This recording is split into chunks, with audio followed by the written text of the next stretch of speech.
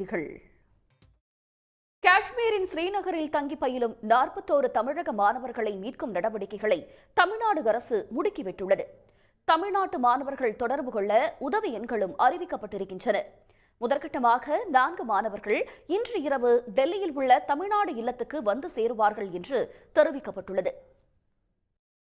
பொதுவாக விடுமுறை காலங்களில் மொபைல், டிவி பார்த்து நேரங்களை கழிப்பதற்கு பதிலாக புதுக்கோட்டையைச் சேர்ந்த பள்ளிக்கல்லூரி மாணவர்கள் விளையாட்டு மைதானத்தை நோக்கி படையெடுத்து வருகின்றனர். செய்திகளில் தொடர்வது சிறிய இடைவேளை. தமிழ்நாட்டின் முக்கிய நிகழ்வுகளை எக்ஸ்பிரஸ் செய்திகளாக இப்போது பார்க்கலாம். செய்திகளில் தொடர்வது சிறிய இடைவேளை. திருவண்ணாமலை மாவட்ட விளையாட்டு அலுவலக வளாகத்தில் செயல்பட்டு வரும் நீச்சல் குளத்தில் கோடை விடுமுறையை கழிக்கும் விதமாக வெப்பத்தின் தாக்கத்தை போக்கவும் நீச்சல் பயிற்சி